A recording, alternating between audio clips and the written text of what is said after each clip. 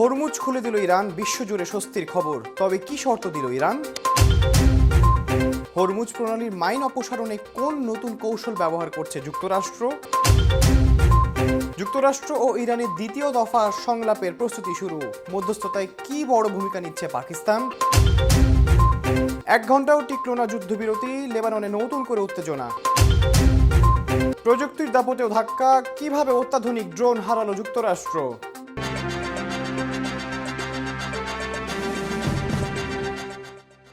দর্শক, আমন্ত্রণ নিরপেক্ষ আজকের বিশ্বের আলোচিত সর্বশেষ সংবাদে। আপনাদের সঙ্গে আমি আছি আহমদ ইমতিয়াজ। দেখছিলেন প্রধান শিরোনাম, এবার বিস্তারিত। লেবাননে চলমান যুদ্ধবিরতির সময় সব ধরনের বাণিজ্যিক জাহাজের জন্য হরমুজ প্রণালী এবার পুরোপুরি উন্মুক্ত থাকবে বলে ঘোষণা করেছে ইরান। দেশটির পররাষ্ট্রমন্ত্রী আব্বাস আরাকচি সামাজিক যোগাযোগ মাধ্যম এক্সে দেওয়া এক পোস্টে এই সিদ্ধান্ত নিশ্চিত করেছেন। বিস্তারিত ডেস্ক রিপোর্টে। লেবাননে চলমান যুদ্ধবিরতির সময় সব ধরনের বাণিজ্যিক জাহাজের জন্য হরমুজ প্রণালী এবার পুরোপুরি উন্মুক্ত থাকবে বলে ঘোষণা করেছে ইরান। দেশটির পররাষ্ট্রমন্ত্রী আব্বাস আরাকচি সামাজিক যোগাযোগ মাধ্যম এক্সে দেওয়া এক পোস্টে এই সিদ্ধান্ত নিশ্চিত করেছেন। তিনি জানান, লেবাননে ঘোষিত যুদ্ধবিরতির সঙ্গে সংহতি রেখে এবং আঞ্চলিক শান্তি ও স্থিতিশীলতা বজায় রাখার স্বার্থে এই গুরুত্বপূর্ণ পানিপথ দিয়ে পণ্যবাহী ও বাণিজ্যিক জাহাজ চলাচলের পূর্ণ অনুমতি দেওয়া হয়েছে। যুদ্ধবিরতির বাকি সময়ে এই সিদ্ধান্ত কার্যকর থাকবে। বিশ্বের অন্যতম গুরুত্বপূর্ণ জ্বালানি ও বাণিজ্য রুট হিসেবে পরিচিত হরমুজ প্রণালী খুলে দেওয়ার এই সিদ্ধান্তকে আন্তর্জাতিক মহলে একটি ইতিবাচক কূটনৈতিক অগ্রগতি হিসেবে দেখা হচ্ছে। বিশ্লেষকদের মতে, দীর্ঘদিন ধরে উত্তেজনা ও অনিশ্চয়তার মধ্যে থাকা এই জলপথটি আবার আংশিকভাবে স্বাভাবিক হলে বৈশ্বিক জ্বালানি সরবরাহে কিছুটা স্থিতিশীলতা ফিরতে পারে। ইরান এর আগে জানিয়েছিল, তাদের উপর হামলা বন্ধ থাকলে এবং আঞ্চলিক নিরাপত্তা বজায় থাকলে তারা বাণিজ্যিক জাহাজ চলাচলে সহযোগিতা করবে। উল্লেখ্য, হরমুজ প্রণালী দিয়ে বিশ্বের প্রায় 20% তেল ও গ্যাস পরিবাহিত হয়। সাম্প্রতিক সংঘাত ও উত্তেজনার কারণে এই গুরুত্বপূর্ণ রুট দিয়ে বিশ্বজুড়ে উদ্বেগ তৈরি হয়েছিল। এখন ইরানের এই ঘোষণাকে ঘিরে প্রশ্ন উঠছে, এটি কি সাময়িক স্বস্তি নাকি আঞ্চলিক স্থিতিশীলতার দিকে একটি স্থায়ী কূটনৈতিক মোড়? আহমদ ইমতিয়াজ, নিরপেক্ষ। হরমুজ প্রণালীতে জাহাজে চলাচল বিঘ্ন ঘটায় বিশ্বজুড়ে ফসল বপনের মৌসুমে বড় ধরনের সংকট তৈরি হচ্ছে। এমন পরিস্থিতিতে বৈশ্বিক খাদ্য সংকট আসন্ন হওয়ার শঙ্কা প্রকাশ করেছেন জাতিসংঘের খাদ্য ও কৃষি সংস্থার প্রধান অর্থনীতিবিদ ম্যাক্সিমো তেরেরো। বিস্তারিত ডেস্ক রিপোর্টে। হরমুজ প্রণালীতে জাহাজ চলাচলে বিঘ্ন ঘটায় বিশ্বজুড়ে ফসল বপনের মৌসুমে বড় ধরনের সংকট তৈরি হচ্ছে। এমন পরিস্থিতিতে বৈশ্বিক খাদ্য সংকট আসন্ন বলে সতর্ক করেছেন জাতিসংঘের খাদ্য ও কৃষি সংস্থার প্রধান অর্থনীতিবিদ ম্যাক্সিমো তেরেরো। তিনি আরও জানিয়েছেন, বর্তমানে Bangladesh, Bharat, Pakistan, Sri Lanka, Sudan, Kenya, Brazil এবং থাইল্যান্ড সহ অনেক দেশেই ফসল বপনের গুরুত্বপূর্ণ মৌসুম চলছে। হরমুজ প্রণালীতে অচলাবস্থা চলতে থাকলে সেখানে বড় ধরনের সরবরাহ সংকট তৈরি হবে। এর ফলে কৃষকরা কম উপকরণ ব্যবহার করতে বাধ্য হবেন, যা সরাসরি ফসল উৎপাদনে প্রভাব ফেলবে। তিনি আরও সতর্ক করে বলেন, পরিস্থিতি দ্রুত স্বাভাবিক না হলে আগামী কয়েকদিনের মধ্যে যে ক্ষতি হবে তা পুরোপুরি ফিরিয়ে আনা সম্ভব হবে না, কিন্তু আনুমানিক 3 মাস অতিক্রান্ত হলে বৈশ্বিক খাদ্য সংকট এড়ানো কঠিন হয়ে পড়বে। প্রসঙ্গত, চলমান উত্তেজনার মধ্যেই হরমুজ প্রণালীতে নিয়ন্ত্রণ ও নিরাপত্তা পরিস্থিতি নিয়ে নতুন করে জটিলতা তৈরি হয়েছে। এই পরিস্থিতিতে এখন প্রশ্ন উঠেছে, সময় মতো সমাধান না এলে কি তবে সত্যিই বিশ্ব এক নতুন খাদ্য সংকটের মুখে পড়তে যাচ্ছে? আহমদ ইমতিয়াজ, নিরপেক্ষ। হরমুজ প্রণালীর মতো গুরুত্বপূর্ণ আন্তর্জাতিক বাণিজ্যিক জলপথ থেকে মাইন অপসারণে নতুন ধরনের যুদ্ধজাহাজ ব্যবহার করছে মার্কিন নৌবাহিনী। ব্রিটিশ বার্তা সংস্থা রয়টার্সের এক প্রতিবেদনে বলা হয়েছে, যুক্তরাষ্ট্র লিটোরাল কমব্যাট শিপ নামে অত্যাধুনিক যুদ্ধজাহাজ দিয়ে এই অভিযান পরিচালনা করছে। বিস্তারিত ডেস্ক রিপোর্টে।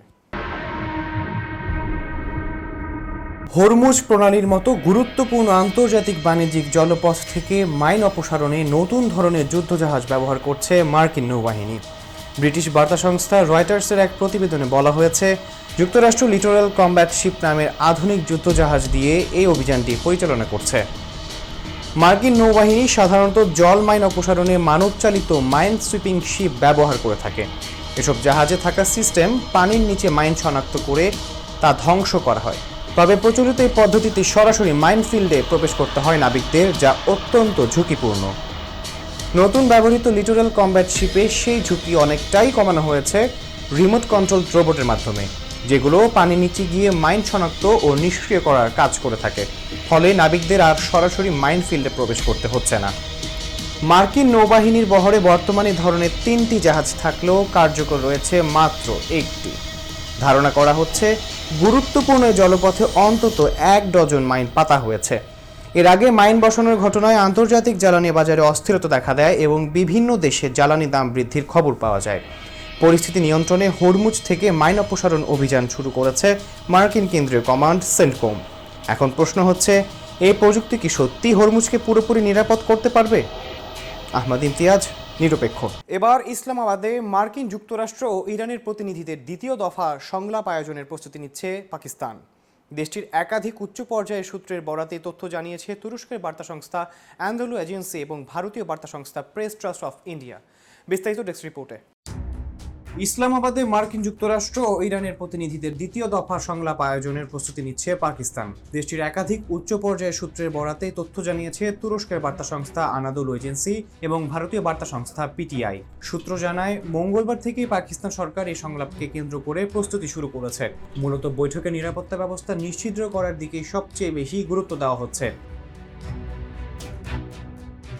এদিকে জানা গেছে, পাকিস্তানি সেনাবাহিনীর প্রধান ফিল্ড মার্শাল আসিম মুনির সম্প্রতি যে তেহরান সফর করেছেন সেটিও এই কূটনৈতিক প্রক্রিয়ার অংশ হিসেবে দেখা হচ্ছে। এর আগের বৈঠকে মার্কিন ও ইরানি প্রতিনিধিরা টানা 21 ঘন্টা আলোচনা করলেও কোনো চূড়ান্ত চুক্তিতে পৌঁছানো সম্ভব হয়নি। তবে আলোচনা ব্যর্থ হলেও উভয় পক্ষই দ্বিতীয় দফা সংলাপে বসতে আগ্রহ প্রকাশ করে। ইসলামাবাদকে সম্ভাব্য নতুন ভেন্যু হিসেবে বিবেচনা করা হচ্ছে, যেখানে আবারও কূটনৈতিক সমস্যা সমাধানের চেষ্টা করা হবে। এখন দেখার বিষয়, দ্বিতীয় দফা সংলাপ কি যুক্তরাষ্ট্র ও ইরানের মধ্যে স্থায়ী সমঝোতার পথ খুলে দিতে পারবে? আহমদ ইমতিয়াজ, নিরপেক্ষ। মাত্র 1 ঘন্টারও কম সময়ের মধ্যেই নতুন করে উত্তেজনা ছড়িয়ে পড়েছে পুরো অঞ্চল জুড়ে। ডোনাল্ড ট্রাম্পের ঘোষণায় আজ ভোর থেকে কার্যকর হওয়ার কথা ছিল 10 দিনের ঐতিহাসিক যুদ্ধবিরতি। এই চুক্তির আওতায় ছিল হিজবুল্লাহ এবং ইসরায়েল, কিন্তু যুদ্ধ থামার আগেই আবারও গোলাবর্ষণের অভিযোগ উঠেছে। বিস্তারিত ডেস্ক রিপোর্টে। মাত্র 1 ঘন্টারও কম সময়ের মধ্যে নতুন করে উত্তেজনা ছড়িয়ে পড়েছে পুরো অঞ্চল জুড়ে। মার্কিন প্রেসিডেন্ট ডোনাল্ড ট্রাম্পের ঘোষণায় ভোর থেকে কার্যকর হওয়ার কথা ছিল 10 দিনের ঐতিহাসিক যুদ্ধবিরতি। এই চুক্তির আওতায় ছিল ইসরায়েল এবং সশস্ত্র গোষ্ঠী হিজবুল্লাহ, কিন্তু যুদ্ধ থামার আগে আবারও গোলাবর্ষণের অভিযোগ হয়েছে। লেবাননের সেনাবাহিনী জানিয়েছে, দক্ষিণাঞ্চলের সীমান্তবর্তী বেশ কয়েকটি গ্রামে ইসরায়েলি হামলা এবং বিভিন্ন গোলাগুলির ঘটনা রেকর্ড করা হয়েছে। সামাজিক যোগাযোগ মাধ্যম এক্সে দেওয়া পোস্টে তারা সরাসরি এই অভিযোগ তুলে ধরে। এই পরিস্থিতিতে প্রশ্ন উঠেছে, এই যুদ্ধবিরতি কি আদৌ টিকবে? অন্যদিকে ট্রাম্প বলেছেন, আগামী 1 থেকে 2 সপ্তাহের মধ্যে ওয়াশিংটনে বসতে পারে এক ঐতিহাসিক বৈঠক। ইসরায়েলের প্রধানমন্ত্রী এবং লেবাননের প্রেসিডেন্ট মুখোমুখি হতে পারেন 34 বছর পর। তবে বাস্তবতা এখনও ভয়াবহ। লেবাননের স্বাস্থ্য মন্ত্রণালয়ের তথ্য অনুযায়ী নিহতের সংখ্যা ইতিমধ্যে ছাড়িয়েছে প্রায় 2196। এমন অবস্থায় দক্ষিণ লেবাননের বাসিন্দাদের এখনই ঘরে না ফেরার কঠোর সতর্কবার্তা দিয়েছে সেনাবাহিনী, কারণ সহিংসতা এখনও পুরোপুরি থামেনি। শান্তির ঘোষণা হয়েছে, কিন্তু মাঠের বাস্তবতা বলছে ভিন্ন গল্প। যুদ্ধবিরতি নাকি সাময়িক বিরতি? মধ্যপ্রাচ্যে কি আবারও বড় সংঘাতের আশঙ্কা? আহমদ ইমতিয়াজ, নিরপেক্ষ। হরমুজ প্রণালীকে কেন্দ্র করে উত্তপ্ত পরিস্থিতি সামাল দিতে প্রায় 40টি দেশের নেতাদের নিয়ে একটি গুরুত্বপূর্ণ ভার্চুয়াল বৈঠকের আয়োজন করেছে যুক্তরাজ্য ও ফ্রান্স। এই আলোচনার ফলাফলই নির্ধারণ করতে পারে বৈশ্বিক জ্বালানি বাজারের পরবর্তী দিক নির্দেশনা। বিস্তারিত ডেস্ক রিপোর্টে। হরমুজ প্রণালীকে কেন্দ্র করে বাড়তে থাকা উত্তেজনার মধ্যে প্রায় 40টি দেশের নেতাদেরকে নিয়ে একটি গুরুত্বপূর্ণ ভার্চুয়াল বৈঠকের আয়োজন করেছে যুক্তরাজ্য ও ফ্রান্স। এই বৈঠকের মূল লক্ষ্য বিশ্ব বাণিজ্যের জন্য অত্যন্ত গুরুত্বপূর্ণ এই নৌপথটি পুনরায় চালু করার উপায় খুঁজে বের করা। প্রসঙ্গত, গত 28শে ফেব্রুয়ারি ইরানের যুক্তরাষ্ট্র ও ইসরায়েলের যৌথ হামলার পর থেকেই হরমুজ প্রণালীতে অচলাবস্থা তৈরি হয়। তেহরান কার্যত নিজেদের ছাড়া অন্য জাহাজে চলাচল সীমিত করে দেয়।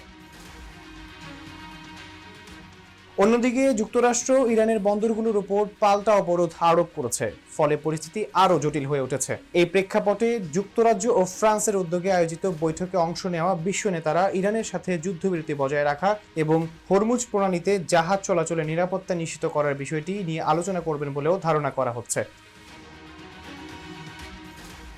বিশ্লেষকদের মতে হরমুজ প্রণালী বিশ্ব জ্বালানি সরবরাহে অন্যতম প্রধান রুট হওয়ায় এখানে স্থিতিশীলতা ফিরিয়ে আনা এখন বৈশ্বিক অর্থনীতির জন্য অত্যন্ত জরুরি। এখন দেখার বিষয়, এই বৈঠক থেকে কি বাস্তব কোনো সমাধান আসবে নাকি হরমুজ সংকট আরও দীর্ঘায়িত হবে। আহমদ ইমতিয়াজ, নিরপেক্ষ। যুক্তরাষ্ট্রের প্রেসিডেন্টের সরকারি বাসভবন হোয়াইট হাউসে শিগগিরই মুখোমুখি সংলাপে বসতে যাচ্ছে ইসরায়েল ও লেবাননের প্রতিনিধি দল। আগামী সপ্তাহ কিংবা তার পরের সপ্তাহেই এই বৈঠক অনুষ্ঠিত হতে পারে বলে জানিয়েছেন ডোনাল্ড ট্রাম্প। বিস্তারিত ডেস্ক রিপোর্টে। যুক্তরাষ্ট্রের প্রেসিডেন্টের সরকারি বাসভবন হোয়াইট হাউসে শিগগিরই মুখোমুখি সংলাপে বসতে যাচ্ছে ইসরায়েল ও লেবাননের প্রতিনিধি দল। আগামী সপ্তাহ কিংবা তার পরের সপ্তাহেই এই বৈঠক অনুষ্ঠিত হতে পারে বলে জানিয়েছেন মার্কিন প্রেসিডেন্ট ডোনাল্ড ট্রাম্প। ট্রাম্প জানিয়েছেন, কয়েক দশক পর এই প্রথম দুই দেশের মধ্যে এমন বৈঠক হতে যাচ্ছে এবং এতে একটি সমঝোতা চুক্তিরও সম্ভাবনা দেখতে পাচ্ছেন তিনি।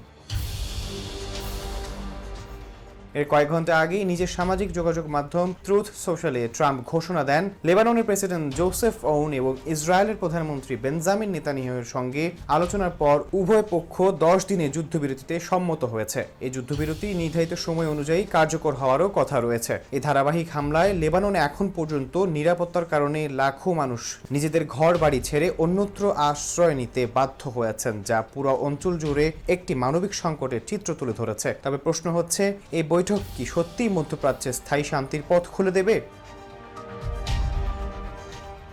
আহমদ ইমতিয়াজ, নিরপেক্ষ। ইন্দোনেশিয়ায় একটি বেসামরিক হেলিকপ্টার বিধ্বস্ত হয়ে চালক সহ মোট 8 জন যাত্রী সবাই নিহত হয়েছেন। দেশটির পশ্চিম কালিমান্তান প্রদেশের মেলাওতে এই মর্মান্তিক দুর্ঘটনাটি ঘটেছে। ইন্দোনেশিয়ার দুর্যোগ মোকাবিলা দপ্তরের মেলাউই শাখা শুক্রবার বিষয়টি নিশ্চিত করেছে। বিস্তারিত ডেস্ক রিপোর্টে। ইন্দোনেশিয়ায় একটি বেসামরিক হেলিকপ্টার বিধ্বস্ত হয়ে চালক সহ মোট 8 জন যাত্রী সবাই নিহত হয়েছেন। দেশটির পশ্চিম কালিমান্তান প্রদেশের মেলাউইয়ে ঘটেছে এই মর্মান্তিক দুর্ঘটনা। ইন্দোনেশিয়ার দুর্যোগ মোকাবিলা দপ্তরের মেলাউই শাখা শুক্রবার বিষয়টি নিশ্চিত করেছে। বিধ্বস্ত হেলিকপ্টারটি ছিল এয়ারবাস H-130 মডেলের একটি এয়ারক্রাফট, যা স্থানীয় একটি বিমান পরিষেবা প্রদানকারী সংস্থার মালিকানাধীন। দুর্যোগ মোকাবিলা দপ্তরের উদ্ধারকারী দলের প্রধান মোহাম্মদ সায়াফি জানিয়েছেন, বৃহস্পতিবার একটি পাম বাগান থেকে উড্ডয়নের মাত্র 5 মিনিট পরই হেলিকপ্টারটির সঙ্গে সব ধরনের যোগাযোগ বিচ্ছিন্ন হয়ে যায়। হেলিকপ্টারটির লেজের অংশ মূল কাঠামো থেকে বিচ্ছিন্ন হয়ে পড়ে, যা কয়েক কিলোমিটার দূরেও পাওয়া যায়নি। তবে কী কারণে এই যান্ত্রিক ত্রুটি বা বিচ্ছিন্নতা ঘটেছে তা এখনও নিশ্চিত নয়। উদ্ধারকারী দল ঘটনাস্থল থেকে হেলিকপ্টারের ধ্বংসাবশেষ উদ্ধার করে 8 জন আরোহীকেই মৃত অবস্থায় পায়। নিহতদের মধ্যে 2 জন ক্রু ও 6 জন যাত্রী ছিলেন, যাদের একজন মালয়েশিয়ার নাগরিক। অন্যদিকে দুর্ঘটনার কারণ অনুসন্ধানে স্থানীয় প্রশাসন ইতিমধ্যে একটি তদন্ত কমিটি গঠন করেছে। এখন সবচেয়ে বড় প্রশ্ন, উড্ডয়নের মাত্র কয়েক মিনিটের মধ্যে কিভাবে এই ভয়াবহ দুর্ঘটনাটি ঘটল? আহমদ ইমতিয়াজ, নিরপেক্ষ। কৃত্রিম বুদ্ধিমত্তার জগতে নতুন এক ধাপে প্রবেশ করেছে প্রযুক্তি জায়ান্ট এনভিডিয়া। প্রতিষ্ঠানটি এবার ফিজিক্যাল এআই যুগের দিকে অগ্রসর হচ্ছে, যেখানে কৃত্রিম বুদ্ধিমত্তা শুধু সফটওয়্যার বা স্ক্রিন ভিত্তিক ব্যবস্থার মধ্যে সীমাবদ্ধ থাকবে না, বরং বাস্তব জগতের যন্ত্র, রোবট এবং বিভিন্ন স্বয়ংক্রিয় সিস্টেমকে সরাসরি নিয়ন্ত্রণ করতে সক্ষম হবে। বিস্তারিত ডেস্ক রিপোর্টে। কৃত্রিম বুদ্ধিমত্তার জগতে নতুন এক ধাপে প্রবেশ করেছে প্রযুক্তি জায়ান্ট এনভিডিয়া। প্রতিষ্ঠানটি এবার ফিজিক্যাল এআই যুগের দিকেও এগিয়ে যাচ্ছে, যেখানে কৃত্রিম বুদ্ধিমত্তা শুধু সফটওয়্যার বা স্ক্রিনের মধ্যে সীমাবদ্ধ থাকবে না, বরং বাস্তব দুনিয়ার যন্ত্র ও রোবটকে সরাসরি নিয়ন্ত্রণ করবে। এনভিডিআর এই নতুন প্রযুক্তির মূল লক্ষ্য হচ্ছে এমন একটি এআই সিস্টেম তৈরি করা, যা রোবট, স্বয়ংক্রিয় গাড়ি এবং ইন্ডাস্ট্রিয়াল মেশিনের সঙ্গে সরাসরি যুক্ত হয়ে বাস্তব সময়ে সিদ্ধান্ত নিতে পারবে। উদাহরণ হিসেবে বলা যায়, ভবিষ্যতে একটি ফ্যাক্টরি রোবট এআই এর নির্দেশনায় নিজ থেকেই গাড়ি এবং ইন্ডাস্ট্রিয়াল মেশিনের সঙ্গে সরাসরি যুক্ত হয়ে বাস্তব সময়ে সিদ্ধান্ত নিতে পারবে, উৎপাদন প্রক্রিয়া নিয়ন্ত্রণ করতে পারবে, অথবা স্বয়ংক্রিয় গাড়ি আরও নির্ভুলভাবে রাস্তায় পরিস্থিতি বিশ্লেষণ করে সিদ্ধান্ত নিতে সক্ষম হবে। প্রযুক্তি বিশেষজ্ঞদের মতে ফিজিক্যাল এআই আসলে রোবোটিক্স এবং কৃত্রিম বুদ্ধিমত্তার এক ধরনের সংমিশ্রণ, যা শিল্প উৎপাদন, পরিবহন, স্বাস্থ্যসেবা এবং প্রতিরক্ষা খাতে বড় পরিবর্তন আনতে পারে। তবে একই সঙ্গে এই প্রযুক্তি নিয়ে কিছুটা প্রশ্ন উঠেছে, যেমন এত উন্নত স্বয়ংক্রিয় সিস্টেমে মানুষের নিয়ন্ত্রণ কতটা থাকবে এবং নিরাপত্তা নিশ্চিত করা কতটুকু সম্ভব হবে। অন্যদিকে এনভিডিয়া দীর্ঘদিন ধরেই এআই ও গ্রাফিক্স প্রসেসিং ইউনিট বা জিপিইউ প্রযুক্তিতে শীর্ষস্থান ধরে রেখেছে। এবার ফিজিক্যাল এআই এর মাধ্যমে প্রতিষ্ঠানটি কৃত্রিম বুদ্ধিমত্তাকে বাস্তব জগতের কাজে রূপান্তর করার দিকেই বড় পদক্ষেপ নিচ্ছে। বিশেষজ্ঞদের মতে এটি শুধু একটি প্রযুক্তিগত আপগ্রেড নয়, বরং ভবিষ্যতে শিল্প ও মানব জীবনের কাজের ধরনই বদলে দিতে পারে এমন একটি বিপ্লবী পরিবর্তন। এখন প্রশ্ন হচ্ছে, ফিজিক্যাল এআই কি সত্যি মানুষের কাজকে আরও সহজ করবে, নাকি নতুন ধরনের চ্যালেঞ্জ তৈরি করবে? আহমাদ ইমতিয়াজ, নিরপেক্ষ। স্প্যানিশ ফুটবলে একটি দল কিনেছেন লিওনেল মেসি। কর্নিয়া নামের দলটিতে বর্তমানে স্প্যানিশ ফুটবলের পঞ্চম স্তরে খেলছে। আজ আনুষ্ঠানিক বিবৃতি দিয়ে ক্লাবটি জানায় দলটির মালিকানা এখন মেসির অধীনে চলে গেছে। বিস্তারিত ডেস্ক রিপোর্টে। স্প্যানিশ ফুটবলে দল কিনেছেন লিওনেল মেসি। কর্নিয়া নামের দলটি বর্তমানে স্প্যানিশ ফুটবলের পঞ্চম স্তরে খেলছে। আজ আনুষ্ঠানিক বিবৃতি দিয়ে মেসির মালিকানায় যাওয়ার খবরটি দিয়েছে কর্নিয়াই। কর্নিয়া আজ এক বিবৃতিতে জানিয়েছে, ইউবি কর্নিয়া ঘোষণা করছে যে আর্জেন্টাইন ফুটবলার এবং 8বারের ব্যালন ডিওর বিজয়ী লিওনেল মেসি আনুষ্ঠানিকভাবে ক্লাবটি অধিগ্রহণ করেছেন এবং বায়াক্স লোব্রেগাদ ভিত্তিক এই প্রতিষ্ঠানের নতুন মালিক হয়েছেন। বিবৃতিতে আরও জানানো হয়েছে, তার বার্সেলোনায় কাটানো দীর্ঘ বছরগুলোর মাধ্যমেই এই সম্পর্কের সূচনা এবং এরপর থেকে তা নিরবিচ্ছিন্নভাবে বজায় রয়েছে। কর্নিয়ায় খেলা কয়েকজন ফুটবলার পরবর্তী সময়ে স্প্যানিশ ফুটবলে প্রতিষ্ঠিত হয়েছেন, যাদের মধ্যে আছেন মেসির বার্সেলোনা ও মায়ামি সতীর্থ জর্দি আলবা। বার্সেলোনায় বর্তমান ডিফেন্ডার জেরার্ড মার্টিন এবং আর্সেনাল গোলকিপার দাভিদ রায়া। মেসির এই পদক্ষেপে কি বদলে যাবে ফুটবলের সমীকরণ? আহমাদ ইমতিয়াজ, নিরপেক্ষ। পারস্য উপসাগরের আকাশে তৈরি হচ্ছে রহস্য। মার্কিন নৌবাহিনীর অত্যাধুনিক ও ব্যয়বহুল MQ-4C ট্রাইটন ড্রোন বিধ্বস্ত হওয়ার বিষয়টি অবশেষে আনুষ্ঠানিকভাবে স্বীকার করেছে যুক্তরাষ্ট্র। বিস্তারিত ডেস্ক রিপোর্টে। পারস্য উপসাগরের আকাশে রহস্য। মার্কিন নৌবাহিনীর অত্যাধুনিক ও ব্যয়বহুল MQ-4C ট্রাইটন ড্রোনটি অবশেষে বিধ্বস্ত হওয়ার কথা স্বীকার করেছে যুক্তরাষ্ট্র। স্থানীয় সময় 9 এপ্রিল নিখোঁজ হয় এই ড্রোনটি, আর 14 এপ্রিল নেভি সেফটি কমান্ডের এক প্রতিবেদনে নিশ্চিত করা হয় যে ড্রোনটি আর ফিরে আসেনি। তবে সবথেকে বড় প্রশ্ন, কোথায় ঘটেছে এই দুর্ঘটনা? এর উত্তর এখনও গোপন রেখেছে যুক্তরাষ্ট্র। অভিযানে নিরাপত্তার কথা বলে ফ্লাইট ট্র্যাকিং ডাটা বলছে, ইতালির সিগোনেলা নেভাল এয়ার স্টেশন থেকে উড্ডয়ন করে ড্রোনটি পারস্য উপসাগর ও হরমুজ প্রণালীর উপর দিয়ে উঠছিল। 50,000 ফুট উচ্চতায় থাকা অবস্থায় হঠাৎ করেই রাডার থেকে বিচ্ছিন্ন হতে শুরু করেছে এটি। এরপর দ্রুত নিচে নেমে 9,000 ফুটের কাছাকাছি এসে সম্পূর্ণ নিখোঁজ। সবচেয়ে ভয়ঙ্কর তথ্য, বিধ্বস্ত হওয়ার আগ মুহূর্তে পাইলটের সঙ্গে যোগাযোগ বিচ্ছিন্ন হওয়ার সংকেতও পাঠিয়েছিল ড্রোনটি। এই ট্রাইটন কিন্তু কোনো সাধারণ ড্রোন নয়, বরং প্রতিটি ড্রোনের মূল্য প্রায় 24 কোটি মার্কিন ডলার। একটানা 24 ঘন্টার বেশি আকাশে উঠতে সক্ষম এবং বিশ্বের অন্যতম শক্তিশালী নজরদারি ড্রোন হিসেবেও পরিচিত। কিন্তু প্রশ্ন থেকেই যাচ্ছে, এটি কি যান্ত্রিক ত্রুটিতে বিধ্বস্ত হয়েছে নাকি কোনো গোপন হামলার শিকার? কারণ এই ঘটনা ঘটেছে এমন এক সময়ে যখন ইরান ও যুক্তরাষ্ট্রের মধ্যে উত্তেজনা তুঙ্গে এবং পারস্য উপসাগরে চলছে নৌ অবরোধ পরিস্থিতি।